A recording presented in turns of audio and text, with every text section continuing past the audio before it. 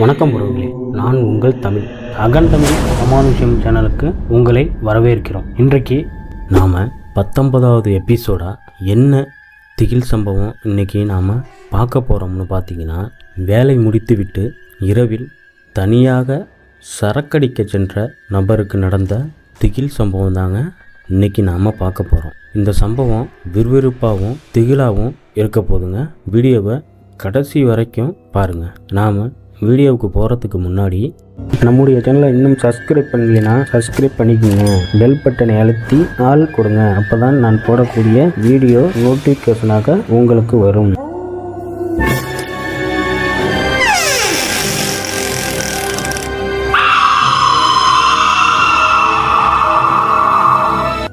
நம்ம சேனலை நிறைய பேர் சப்ஸ்கிரைப் பண்ணாமல் தான் பார்த்துட்ருக்கீங்க. கண்டிப்பாக சப்ஸ்கிரைப் பண்ணிடுங்க, லைக் பண்ணிடுங்க. வாங்க வீடியோவுக்கு போகலாம். உறவுகளே, இந்த சம்பவத்தை நம்மள்கிட்ட பகிர்ந்தது யாருன்னு பார்த்தீங்கன்னா, ஒரு சில காரணத்தினால அவருடைய பேரை சொல்ல வேணாங்கிற மாதிரி நம்மள்கிட்ட சொல்லியிருக்காரு. இந்த சம்பவத்தை ஒரு கற்பனையான ஒரு பேரை வச்சு தான் இன்றைக்கி நம்ம பார்க்க போகிறோங்க. சிவா என்கின்ற நமது நண்பர் தாங்க இந்த பெயர், கற்பனையான பெயர். இந்த சம்பவம் எங்கே நடக்குதுன்னு பார்த்தீங்கன்னா, தஞ்சாவூர் மாவட்டத்தில் ஒரு அழகிய கிராமத்தில் நடக்குதுங்க. இந்த சம்பவம் எப்போ நடக்குதுன்னு கேட்டிங்கன்னா, 2015 காலகட்டத்தில் நடக்குது. இந்த சம்பவம் யாருக்கு நடக்குதுன்னு கேட்டிங்கன்னா, சிவாவுக்கான்னு கேட்டிங்கன்னா, ஆமாங்க, சிவாவுக்கு தான் இந்த சம்பவம் நடக்குது. சிவாவை பற்றி சொல்லணும்னா, அவருடைய ரெகுலர் ஒர்க்கு என்னன்னு பார்த்தீங்கன்னா, லோடுமேன் வேலைக்கு செல்வது அவருடைய ஒர்க். காலையில் வீட்டை விட்டு போனார்னா நைட்டு ஒரு 8-9 மணிக்கு தான் வருவாருங்க. இந்த மாதிரி தான் அவரோட ரெகுலர் ஒர்க்கு. 8-9 மணி போல் வேலையை முடிச்சுட்டு வரும் பொழுது கொஞ்சம் சரக்கு சாப்பிட்றது அவருடைய வழக்கங்க. சரக்கு எங்கே போய் சாப்பிடுவார்னு பார்த்தீங்கன்னா, அவர் ஒரு குறிப்பிட்ட இடத்துல போயிட்டு சாப்பிடுவாருங்க. அந்த இடம் எப்படி இருக்குன்னு பார்த்தீங்கன்னா, மெயின் ரோட்லேருந்து ஒரு 50 மீட்ரு தள்ளி ஒரு பழைய கட்டிடம்னா ஒரு அப்போ உள்ள காலகட்டத்துக்கு ஒரு 3 வருஷமாக தான் அந்த கட்டிடம் பயன் இல்லாமல் இருந்திருக்குங்க. அந்த கட்டிடத்தில் போயிட்டு சிவா போயிட்டு சரக்கு சாப்பிட்றது ஒரு வழக்கமாக வச்சுருக்காரு. அந்த இடம் எப்படி இருக்குன்னு பார்த்தீங்கன்னா, கொஞ்சம் வெளிச்சமாகவும் கொஞ்சம் இருட்டாகவும் ரெண்டு கலந்த மாதிரி. ஏன்னா அந்த மெயின் ரோட்டில் இருக்கிற வெளிச்சம் இருட்டான பகுதியில் அடித்து வெளிச்சமும் இருட்டும் கலந்த மாதிரி இருக்குங்க அந்த இடம். சுற்றிலையும் பார்த்தீங்கன்னா செடியெலாம் மண்டி போய் அப்படி இருக்கும். அந்த இடத்துல தான் எப்பொழுதுமே போயிட்டு அந்த மெயின் ரோடை தாண்டி அந்த சைடு ஒரு 100 மீட்டருக்கு போனோம்னா அவரோட கிராமம். அதனால் நேராக வேலையை முடிச்சுட்டு அந்த இடத்துல சாப்பிட்டுட்டு நேராக வீட்டுக்கு போயிடுவார். இப்படி தான் அவருடைய ரெகுலராக இந்த மாதிரி தான் பண்ணிகிட்ருக்காரு. சம்பவத்தன்று அன்னைக்கு அதே மாதிரி தான் சரக்கு வாங்கிட்டு, இதில் என்ன ஒரு விஷயம்னா, கூட கொஞ்சம் மாமிசம், அதாவது கறியெலாம் வாங்கிட்டு வந்திருக்காரு. நம்ம இந்த சரக்குக்கு கொஞ்சம் சாப்பிட்டோம்னா கொஞ்சம் நல்லா இருக்குன்னு சொல்லிட்டு வாங்கிட்டு வரும்போதே சரக்குலாம் வாங்கிட்டு அந்த இடத்துல வச்சு கறி, சரக்கு, மற்ற தின்பண்டங்கள்லாம் வாங்கிட்டு அந்த இடத்துல வச்சு எப்பொழுதுமே சாப்பிட்ற இடத்துல போய்ட்டு சாப்பிட்றாருங்க. அவர் சாப்பிட்றதுக்கு பார்த்திங்கன்னா எப்பொழுதுமே ஒரு 1/2 hour எடுத்துக்குவாருங்க. அப்படி எடுத்துகிட்டு இருக்கும்போது ஃபஸ்ட்டு கொஞ்சமாக அந்த கட்டடத்தில் பார்த்திங்கன்னா ஒரு கட்டம் மாதிரி இருந்திருக்கு. அந்த படிக்கட்டில் உட்காந்து தான் எப்பொழுதுமே சாப்பிடுவார். அப்போ தான் பக்கத்தில் யாருக்குமே டிஸ்டர்ப் இருக்காதுன்னு சொல்லிட்டு அந்த இடத்துல உட்காந்து சாப்பிடுவார். உட்காந்து எல்லாமே ரெடி பண்ணி பிரித்து சாப்பிட போகிறாரு. ஃபஸ்ட்டு கொஞ்சோண்டு சரக்கை ஊற்றி சாப்பிட்றாருங்க. சாப்பிட்டுட்டு கொஞ்ச நேரம் அப்படியே உட்காந்துருக்காருங்க. அப்படி உட்காந்துருக்கும் பொழுது அவருக்கு ஒரு ஸ்மெல் வருதுங்க. என்னன்னு பார்த்தீங்கன்னா, பீடி வாடை பயங்கரமாக அடிக்குது. பீடி வாடைனா பக்கத்தில் யாரோ ஒரு 4-5 பேர் பீடி பிடிச்சி எவ்வளோ வாடை வரும் அந்த மாதிரி பயங்கரமாக வாடை வந்திருக்குங்க. இவருக்கு ஒரு ஆச்சரியம், என்னடா அது, நம்ம இவ்வளோ நாளாக இங்கே தான் சரக்கு அடிக்கிறேன், இந்த மாதிரிலாம் இவ்வளோ பீடி வாடை அடித்தது கிடையாது, இந்த மாதிரி அடிக்குது. நம்ம மெயின் ரோட்லேருந்து யாராவது பீடி குடிச்சிட்டு போனால் கூட இந்த மாதிரி வாடை அடிக்காது. லைட்டாக எப்பொழுதும் இந்த மெயின் ரோட்டில் ஏதாவது பீடி குடிச்சிட்டு போனால் லைட்டாக ஸ்மெல் வரும், அவ்வளோதான். இந்த மாதிரிலாம் வாடை அடித்தது இல்லையேன்னு நினச்சிட்டு அப்படியே உட்காந்துருக்காருங்க. சரின்ட்டு மறுபடியும் இன்னும் கொஞ்சமாக எடுத்து அதே மாதிரி கிளாஸில் ஊற்றி சாப்பிட்ருக்காருங்க. கறியெல்லாம் எடுத்து சாப்பிட்டுட்டு இருக்கும்போது இன்னும் கொஞ்சம் நேரத்தில் பார்த்திங்கன்னா அந்த பீடி ஸ்மெல் அதிகமாகிட்டு இருக்கும் பொழுது உட்காந்துருக்க இடத்துல பார்த்திங்கன்னா ஒரு நாய் எப்பொழுதுமே அவர் வந்துடுவாருங்கிறதுனால கரெக்டாக அந்த இடத்துல அவர் பின்னாடியே வந்துடுங்க. அந்த நாய் என்ன பண்ணுதுன்னு பார்த்திங்கன்னா, ஒரு குறிப்பிட்ட இடத்த பார்த்து பயங்கரமாக குலைக்க ஆரம்பிக்குது. பயங்கரமாக குலைச்சோன்னே இவர் பயந்துக்கிட்டு என்னடா நம்மளே இங்கே உட்காந்து தெரியாமல் சாப்பிட்டுட்ருக்கோம், இது வேறு நம்மளை காட்டி கொடுத்துருன்னு சொல்லிட்டு கல் எடுத்து அடித்து அந்த நாயை விரட்டி விட்டாருங்க. விரட்டி விட்ட பிறகு மறுபடியும் அந்த சரக்கு எடுத்து கொஞ்சமாக ஊற்றி சாப்பிட போகிறாருங்க. சாப்பிட போகும்பொழுது அவருக்கு வந்து இன்னொரு ஸ்மெல் வருதுங்க. என்னன்னு பார்த்தீங்கன்னா அழுகி போன வாடை பயங்கரமாக அடிக்குதுங்க. ரொம்ப பக்கத்தில் அடிக்கிற மாதிரி இருக்குது அவருக்கு. ரொம்ப பக்கத்தில் அடிக்கிற மாதிரி ஒரு மாதிரி பயங்கரமாக வாடை அடிக்குது. இவருக்கு வந்து கொமட்டிக்கிட்டு வர மாதிரி இருக்குது, வாந்தியை வந்துடும் போல இருக்குது. அந்த மாதிரி பயங்கர ஸ்மெல்லாக இருக்குது. கிட்டத்தில் அந்த வாடை பயங்கரமாக அடிக்குதுங்க. வாடை பயங்கரமாக அடித்தோன்னே இவர் மறுபடியும் அதான் நினைக்கிறாரு, என்னடா இது பீடு ஸ்மெல்லும் வருது, இந்த மாதிரி கெட்ட வாடையும் அடிக்குது, அழுகி போன மாதிரி வாடை அடிக்குது, பக்கத்தில் ஏதாவது செத்து கிடக்கா இந்த மாதிரி பயங்கரமாக வாடை அடிக்குது, நேற்று முந்தா நாள்லாம் வந்தோம் இந்த மாதிரிலாம் வாடை எதுவுமே இல்லை, இப்படி இன்றைக்கி இவ்வளோ வாடை அடிக்குது பயங்கரமானு சொல்லிட்டு ஒரு ஆள் அங்கே உட்கார முடியல, பயங்கர வாடையாக இருக்குது, இப்போ ஸ்மெல் பயங்கரமாக இருக்குது, அவருக்கு வாமிட்டே வந்துடும் போல இருக்குது. அந்த மாதிரி ஒரு சூழ்நிலையில் அவர் உட்காந்துருக்காருங்க. உட்காந்துட்டு இருக்கும்போது அவரே நினைக்கிறாரு, சரி இன்னும் கொஞ்சோடு தான் இருக்குது, டக்குன்னு நம்ம சாப்பிட்டுட்டு டக்குன்னு நம்ம வீட்டுக்கு போயிடலாம்ங்கிற மாதிரி யோசிச்சுட்டு அப்படியே உட்காந்துருக்காருங்க. லாஸ்ட்டு கொஞ்சமாக இருக்குது. அதுக்கு முன்னே அவருக்கு என்ன ஒரு பழக்கம்னா, அவர் வந்து சிகரெட்டு குடிக்கிற பழக்கம் இருக்குது. சிகரெட்டை எடுத்து பற்ற வச்சுருக்காருங்க. பற்ற வச்சுட்டு சிகரெட்டை பிடிச்சிட்ருக்காரு. பிடிச்சிட்ருக்கும் பொழுது பார்த்திங்கன்னா சரி இன்னும் அந்த வாடையும் போகலை, அந்த பீடி ஸ்மெல்லும் வருது, அதோட கலந்து அப்படியே வந்துட்டுருக்கு. சரி இந்த மாதிரிலாம் இருக்குது, நம்ம இன்னும் கொஞ்சோண்டு தான் இருக்குது, இதை வந்து நம்ம சாப்பிட்டுட்டு நம்ம இதை விட்டு அந்தன பக்கம் போயிடுவோம் அப்படின்னு சொல்லிட்டு இன்னமும் அந்த ஒரு வாங்கிட்டு வந்த கறி கொஞ்சமாக இருக்குது, கொஞ்சமாக லாஸ்ட்டு கொஞ்சமாக சரக்கு வச்சுட்டு அந்த சிகரெட்டை குடிச்சிட்ருக்காரு. சிகரெட்டை குடிச்சிட்ருக்கும் பொழுது பார்த்திங்கன்னா அவருக்கு ஒரு சவுண்டு ஒன்று வருதுங்க. என்ன சவுண்டுன்னு பார்த்தீங்கன்னா ஒரு குறிப்பிட்ட தூரத்தில் அவரை கூப்பிட்ற மாதிரி ஒரு சவுண்டு கேட்குதுங்க. எப்படின்னு பார்த்தீங்கன்னா டேய்ங்கிற மாதிரி அந்த ஒரு சவுண்டு அவருக்கு கேட்குதுங்க. இது யார் அந்த மாதிரிலாம் நம்மளுக்காக தோணுதா, இல்லை யாராவது நம்மளுக்கு தெரிஞ்ச பசங்க யாராவது பக்கத்தில் இருந்துக்கிட்டு இது மாதிரி பண்ணுறானுங்களான்னு சொல்லிட்டு இவர் பாட்டிக்கு உட்காந்துட்ருக்காரு.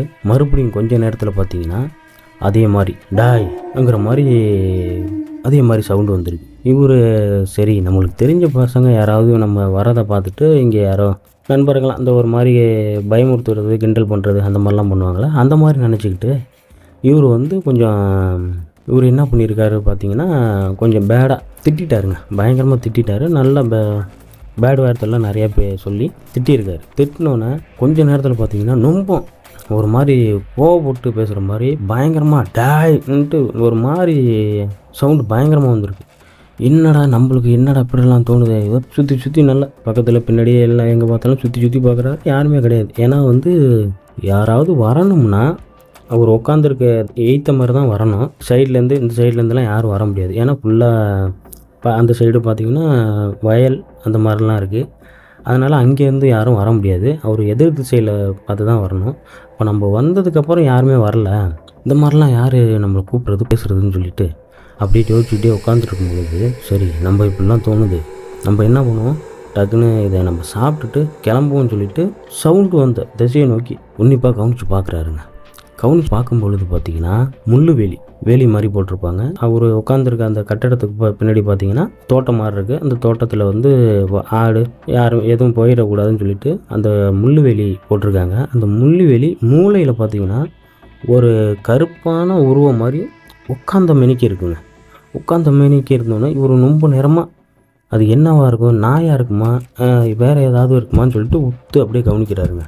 கவனிச்சிட்டு இருக்கும்போது பார்த்திங்கன்னா மறுபடியும் அதே திசையிலேருந்து டேயின்ட்டு ரொம்ப ஆக்ரோஷமான அந்த ஒரு குரல் சவுண்டு கேட்குதுங்க. அந்த குரல் சவுண்டு கேட்டோன்னே நல்லா உன்னிச்சு பார்க்குறாருங்க. உன்னிச்சு பார்க்கும் பொழுது பார்த்திங்கன்னா அப்படியே அந்த உருவம் நிற்கவும் இல்லை நடக்கவும் இல்லைங்க. அந்த உருவம் எப்படி போகுதுன்னு பார்த்திங்கன்னா அந்த குழந்தைங்கள்லாம் தவழ்ந்து போவாங்களே அந்த மாதிரி அந்த வேலி ஓரமாகவே அப்படியே தவழ்ந்து போயிட்டுருக்குங்க. தவழ்ந்து போனோன்னே இது என்னடா இப்படி தவழ்ந்து போகுதேன்னு நினச்சிட்டு ஒரு ஒத்து கவனிக்கிறாரு.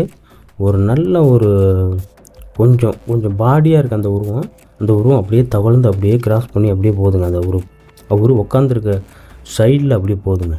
இவருக்கு அப்படியே என்னடா அடித்து அதெல்லாம் அப்படியே கொஞ்சம் அப்படியே இறங்குது. இவருக்கு கைகாலெலாம் நடுக்க ஆரம்பிச்சிருச்சு.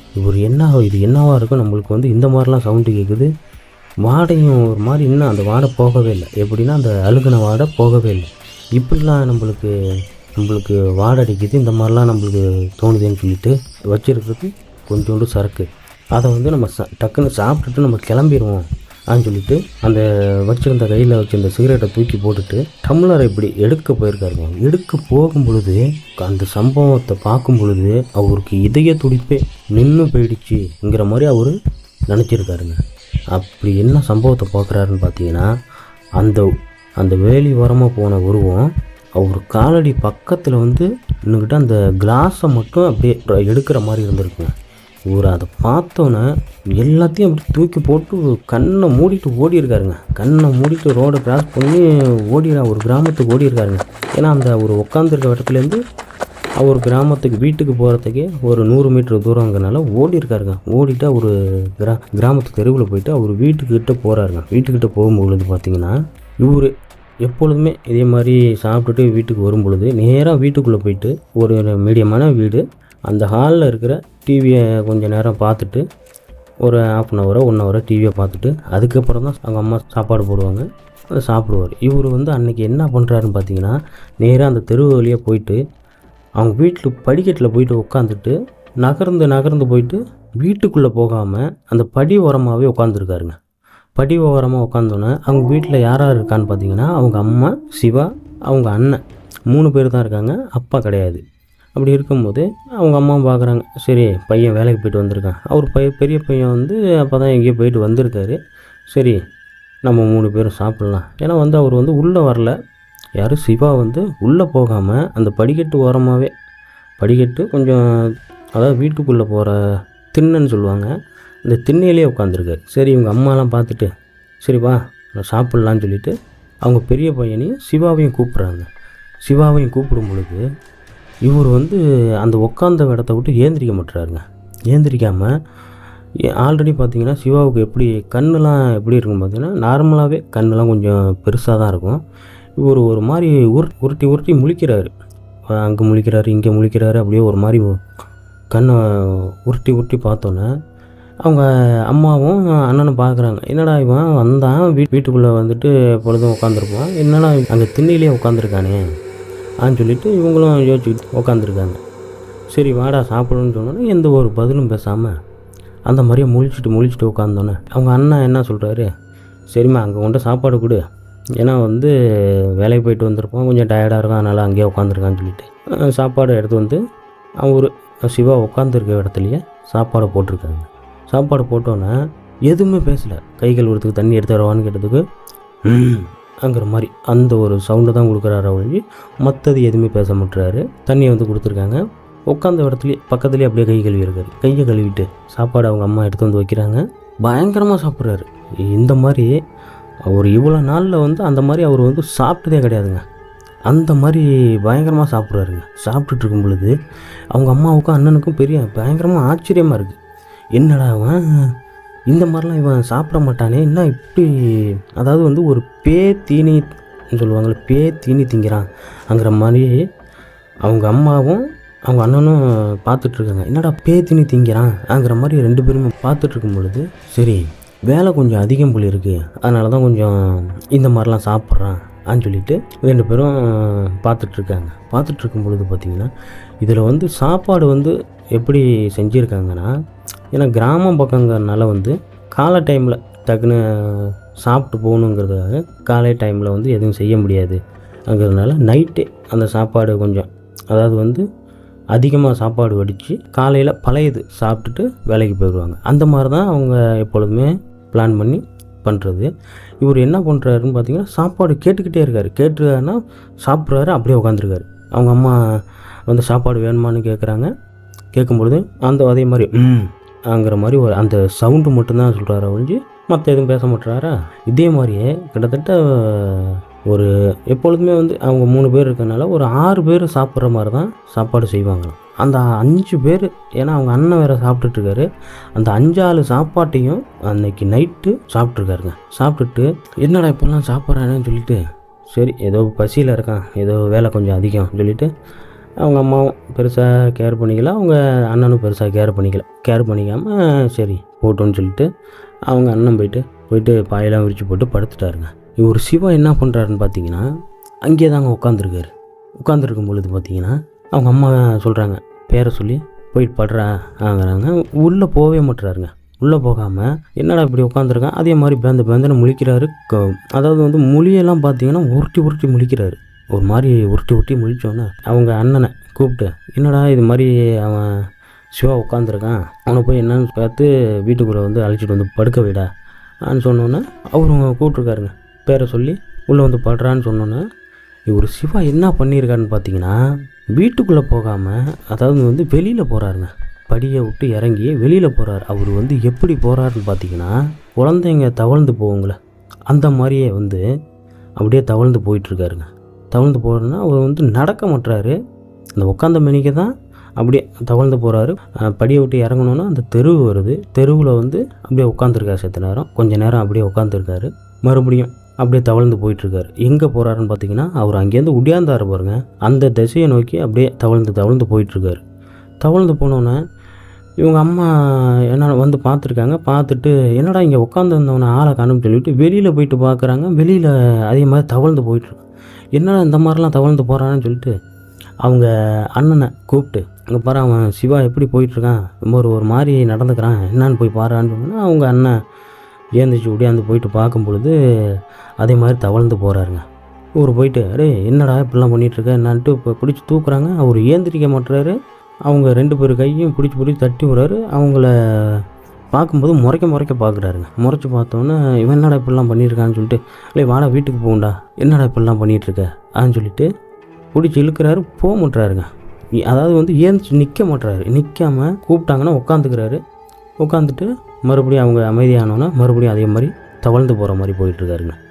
தவழ்ந்து போகிற மாதிரி போனோன்னே என்னடா இப்படிலாம் பண்ணிகிட்ருக்கானான்னு சொல்லிட்டு கொஞ்ச நேரத்தில் அவர் கண்ணுலாம் ஒரு மாதிரி செவந்து போய் முகம்லாம் அப்படியே மாறிடுச்சுங்க. சிவா நார்மலாக இருக்கிற மாதிரி இல்லைங்க, முகம்லாம் அப்படியே ஒரு மாதிரி வித்தியாசமாக தெரியுது அவங்களுக்கு. அவங்க பையனை பார்த்துட்ருக்கறனால முகம்லாம் மாறி இருக்குது. அவங்க அம்மா சொல்லிட்டாங்க, அவங்க அண்ணனை கூப்பிட்டு இது மாதிரி முகம்லாம் மாறி இருக்குது, இவன் வேறு ஒரு வித்தியாசமாக நடந்துக்கிட்டு இருக்கான், இவன் ஏதோ பார்த்து பயந்துருக்கான் போல இருக்குது சொல்லிட்டு பக்கத்தில் அவங்க கிராமத்துலேருந்து பார்த்திங்கன்னா ஒரு 1 கிலோமீட்டர் தூரத்தில் ஒரு மசூதி ஒன்று இருக்குங்க.